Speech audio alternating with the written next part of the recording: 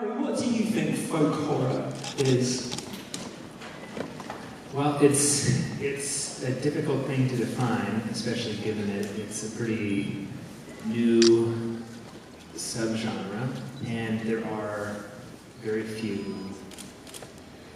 There are no real official entries, really. I mean, recently, I guess there are with what Ben Wheatley's been doing, films like The Witch, with my films, but the first three are famously the Witchfinder General, Blood on Satan's Claw, and The Wickerman, but none of the filmmakers themselves really gave them that distinction, except for later the director of Blood on Satan's Claw, and I guess that's where it began. But for me, what folk horror is, and it's funny having to talk about it now because I almost inadvertently, I guess, made two entries into them. I mean, accidentally. Midsommar is not so accidental, but it suggests a fear of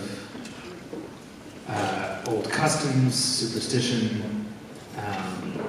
the land, especially in isolation, and more than anything, it's people, especially when they come together to form a unit. Folk horror, one of the definitions of folk horror is that folk horror is the horror of folk. In folk horror films, I came up with that. It's quite clever, isn't it? One of the things about folk horror which defines it from other sorts of horror is that the horror comes from people or from the history of people. You know, Lovecraftian horror, it's grippy alien gods from beyond space and time who suck humanity and have tentacles and look like fish because Lovecraft was afraid of marine fauna. And seriously, most science fiction is beholden to the idea that H.P. Lovecraft was afraid of marine animals. Seriously. Especially, yeah. Yeah, hated things with tentacles. Ari, you said it was a new genre, but of course the first entries that we think of in the Unholy Trinity, Witchfinder General, Wickerman, and Blood on Satan's Claw, was 1968. So how is it a new genre when we've got old films? Right. And I guess you could even say that films like there's a silent film, Hexen, Hexen. Who's seen Hexen? Hexen is amazing, isn't it? Yeah, and that seems to me to be an entry. It is, absolutely. And so I guess the distinction is young. The label is, and it's younger than, I guess, what they call the Holy Trinity, those three films. It really is. Folk horror was popularised by the writer and actor Mark Gatiss in his History of Horror in 2010 on the BBC in the UK. So the documentary series about horror. And he basically said, folk horror starts with Witchfinder General, Blood on Satan's Claw, and The Wicker Man. And Blood on Satan's Claw was actually was at the time the least well-known of those three. But I think it's now the one that most folk horror fans, particularly on that internet, they have their think it was their favourite now. They particularly like that one. Yeah. I can't say that it runs especially deep. My relationship to the horror genre at large is that's a different story. But we talked about this earlier. I made a decision to not watch any folk horror films before I made Midsommar. I had seen them all before, but it had been about 10 years since I had seen really any of them, and I knew them, but kind of wanted to stay away from them, and at the same, while also sort of paying homage to an extent, and acknowledging what came before. It was sort of important to me to just stay clear of them. Were you perhaps acknowledging hazy memories of having seen those films rather than the films themselves? In a way, I mean, certainly the connection between Midsommar and the Wickerman is pretty clear. And if anything, that was sort of the key for me to breaking the film open. Because at the time, what I was concerned with was writing a breakup movie. And it's definitely a breakup movie. And wanting to find an appropriate framework, over which to drape this kind of more personal material. And I am a genre filmmaker. And I was approached by a Swedish production company called Be Real that wanted me to make a folk horror film set in Sweden. And that was exciting to me for a lot of reasons. But when I kind of, I sat down and I engaged with the exercise of imagining what my folk horror movie might be, it was almost immediate when I made the connection between the film that I'd been trying to form and that structure. And so, Yeah, I think when we were talking, one of the things that interested me was that, alright, who here has seen Blood on Satan's Claw? Alright, and the most memorable scene in Blood on Satan's Claw, apart from the hairy hand coming out of the floor and grabbing a guy by the throat, it's a glove, it's just... Anyway, the most memorable scene in Blood on Satan's Claw is the big ritual rape sacrifice at the end. In the third act, end of the second act. It's a really extreme scene for a film made in 1970. You could not make it now. You have a teenage girl who's lured into a clearing. She is raped while everyone's watching. You see one of the women actors, who's actually, for a British viewer, a well-known actor from British situation comedy, masturbating over her side of the scene. It's a really true, and I said to Ari, the rape ritual at the end of Midsommar, this is a rape. I mean, he's been totally roofied, the poor guy. Sorry, spoilers if you haven't seen it. That reminded me of Blood on Satan's Claw, and your answer to that was really interesting. Well, my answer was that was something that occurred to us in post-production, that we were editing the film, and it was like, this is a lot like Blood on Satan's Claw. And actually, I wasn't the one to make that connection, but rather my editor. And so, I mean, it's funny. It sounds disingenuous that it occurred to me later on, but it did. And it doesn't, because I want to talk about the distinction between the original folk horror, which is very much, in my opinion, an accidental genre, in that no one except Piers Haggard called it a folk horror until much after the fact and long before everybody else started to. And the new folk horror, which is calling itself folk horror from the get-go. And the original folk horror, I believe, happened because, quick rundown, in the 1970s, in Britain in particular, where most of it was made, in the 1970s we had austerity measures, right-wing politicians who weren't in Parliament but were still on the TV all the time, a divisive referendum about Europe, and our nearest ally, who spoke English, having a president who was dealing with terrible controversies over things he'd done in his election campaign.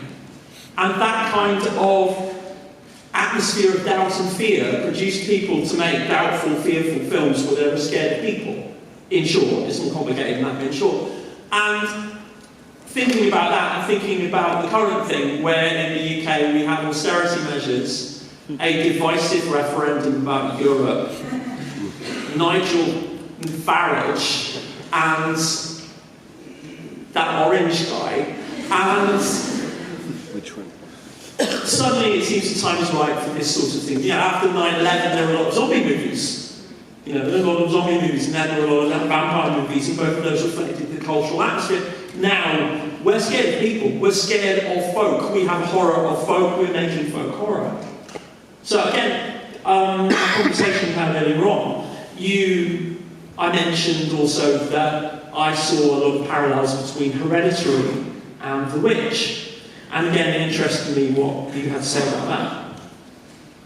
What did I have to say about that? You actually started writing Hereditary before Witch came out, and before you'd seen The Witch, but they're still very It similar. had been written 3 years before that. Yeah, but they're still very similar in plot. And is that because perhaps the same general things are flying around in the air? Yeah, I mean, there's a certain, I think, fatalism that's pretty pervasive. It definitely feels like, you know, the world is ending. And I think it's that feeling that's informing maybe the fact that, you know, that this genre is so embraced at this time, and also that, I mean, even if you look at a film like Blood on Satan's Claw or a lot of these older horror films, they always end happily. Not always. Wickerman does not. Blood on Satan's Claw, it's averted, you know. Like, Wickerman ends happily if you're a pagan. It does, exactly. and Hereditary ends happily if you're a Satanist. And Midsommar, if you're, you know, if you're excited about, you know, Payman coming back.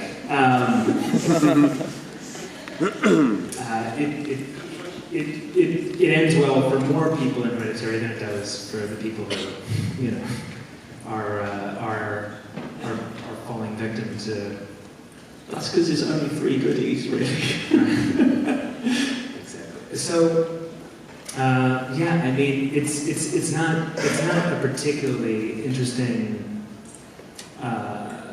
insight, but yeah, things are fucked up right now. And you know, I think people are maybe hungry for, if not hungry for, I think people feel very cynical right now, and there's sort of an exuberant cynicism to a lot of these films that are coming out. I'm very close with Rob Eggers. He's a good friend of mine, and it does feel, in a way, it feels as though things are in the air that are sort of being plucked by us. The new folk horror has, and the new folk horror, the deliberate folk horror, a lot of the best versions have a sense of despair to them, don't you think? They have a sense of absolute fatalism, inevitability. Yeah, I mean, that's certainly a tradition in horror films, and I'm certainly contributing to it. I definitely love a good dose of despair in my movies. That's, you know, yeah. I would recommend, by the way, going to YouTube and finding The Strange Thing About the Johnsons, which you probably consider juvenile now, don't you? It's early work by Ari, but it's old. Yeah, it's old. It's old. It's almost 10 years old now. But it was my thesis film. It's a goodie. It's good. You have someone to cuddle afterwards. But yes, well worth watching. I really enjoyed it. I only saw it a few days ago. So yeah, this new folk horror, it's also very political. A lot of the good new folk horror films are quite political. One of the things that I've championed as a folk horror film, which I wrote a nice big long essay about in the book, is Jordan Peele's work, particularly Get Out, which is absolutely a folk horror film. It is absolutely a pagan village conspiracy. It has science fictional trappings. But then halfway through, someone says, "Behold the coagula," which is from Eliphas Lévy, 19th century French high magic. And I don't know if you know about that, but that's the sort of black magic that is the whitest magic there is, which is kind of important for Get Out, really, isn't it? It's great. Are you familiar with Jordan Peele's work? Yeah, of course. Yes, yeah.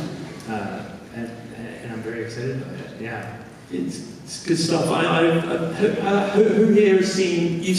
A lot of you have seen Get Out, I guess. Yeah, some of you. Have you seen Us? Is that? Yeah. Us also is based upon classic American urban folklore. It has the whole idea of the Deros, which come from a 50s American guy who had schizophrenia and had this complicated delusion that there were an undersea race of underground race of doppelgangers who basically lived in an industrial hell and puppeted us from below the ground and beamed thoughts into our brains. And it's never explicitly said in Us, but that's where it's from. It clearly draws from that kind of story. And you see these folkloric stuff. So it's how important. Go back to Hereditary. You clearly thought hard about the occult magical stuff and the folklore and things. How important do you think is folklore to folk horror films and stuff? I mean, it's very important.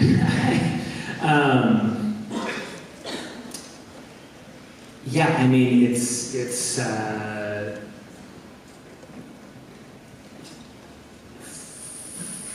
for me, it was very important to really take the rituals very seriously in Midsommar, and in Hereditary it was very important to me that I kind of map out everything that these people that were sort of lingering in the periphery were doing.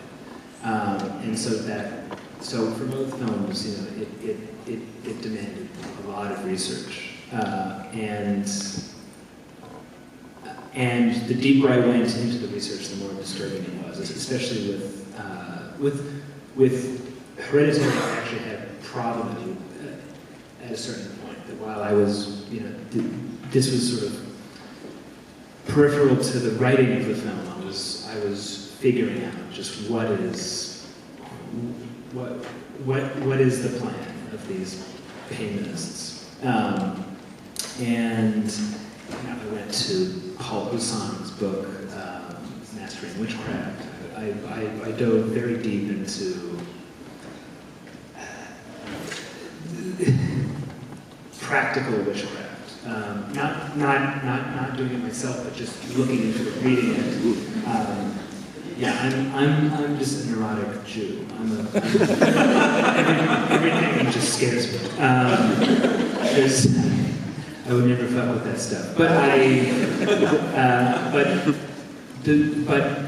it did occur to me at a certain point in the research that there are people who have bought these books and who have sought this stuff out, and with the intention of using it. And that was what really got to me. And at a certain point, that I was bothered enough that I was giving myself nightmares, and that helped me write the thing. And then when I was done writing it, I stayed far away from it because it really actually started to it started to affect me negatively. Like I didn't want to make the film for a little while after I did that, and so it really helped me write the film. And then I made copious notes so that I wouldn't have to return to the research. So I had what I went there for. So you've got like a toxic bookshelf that you just don't touch. Well, I mean, there's no bookshelf. There's a lot of PDFs that This is 21st century. Sorry. That I deleted, and then I just didn't keep the books that I had. But there were a lot of books that I spent about a year.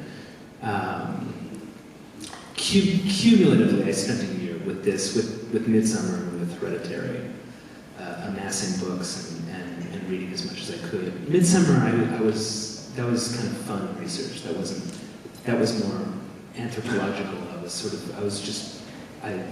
reading The Golden Bough and different things like that. But which was and I think that's sort of reflected in Midsommar, is that I feel sort of closer to those customs. Not in my own life, but most of my research there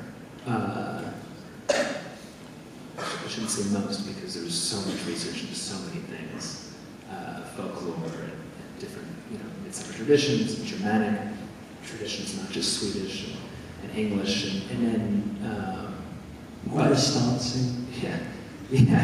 And then spiritual movements were the thing that I really, really dove deep into, just different spiritual movements, and not the ones that I was necessarily skeptical about, or that I had opinions about, but the ones that I found to be particularly beautiful.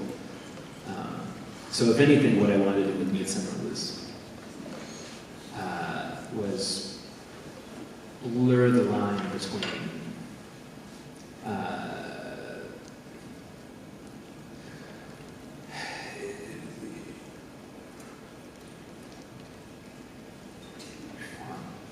if anything, what I wanted to do was I wanted to create a community that was in many ways like much more appealing than the people visiting it.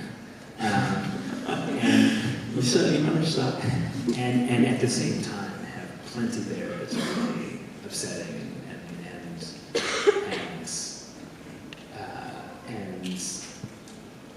noxious, but for hopefully the ending to serve as something that is simultaneously cathartic and almost sweet and disturbing.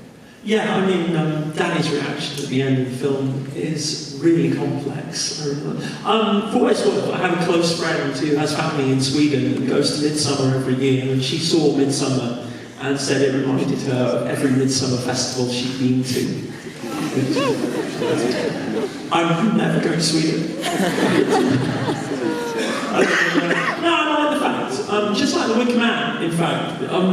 The people in Midsommar are all lovely people who just happen to be involved in a lengthy, inevitable conspiracy for ritual murder.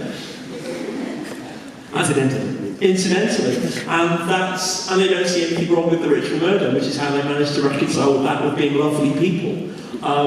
Even if it doesn't involve other stuff, like trying to get a guy to fall in love with you by putting a cube in his cake and stuff like that.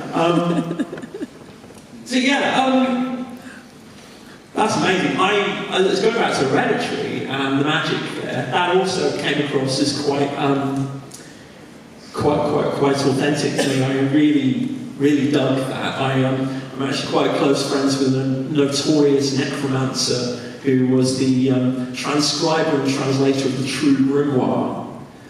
This is how you become invisible, by the way, according to the True Grimoire. You murder someone, you cut their head off, you stick beans into their eyes, and then bury the head in the ground, and then you conjure a demon, and you get the demon to water the ground with brandy. Has to be brandy, has to be good vintage. Then you wait for the beans to grow and form a beanstalk, and you eat the beans, and you become invisible. To be honest, if you've gone through all that, you deserve to become invisible.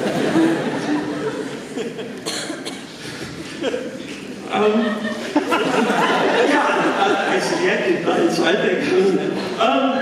I think, alright, what's the difference? Okay, moving back to something else I was thinking about. What is the difference, do you think, between folk horror and, say, weird fiction or other gothic fiction and gothic horror? What's the difference between folk horror and gothic horror or weird horror? Well, I can try to answer that question. I'm not particularly, I don't know, I pay very little attention to the labels, but I would say with weird fiction, which goes back to H.P. Lovecraft, the weird tales, and I guess there is there's the distinction between the weird and the eerie. The weird being that something is present that shouldn't be present, something is there that shouldn't be there, and with the eerie is that there's something missing that should be there. So it's like an empty, it's like an empty room that shouldn't be empty. And I believe that the weird tales originated with Lovecraft, and I'm sure you can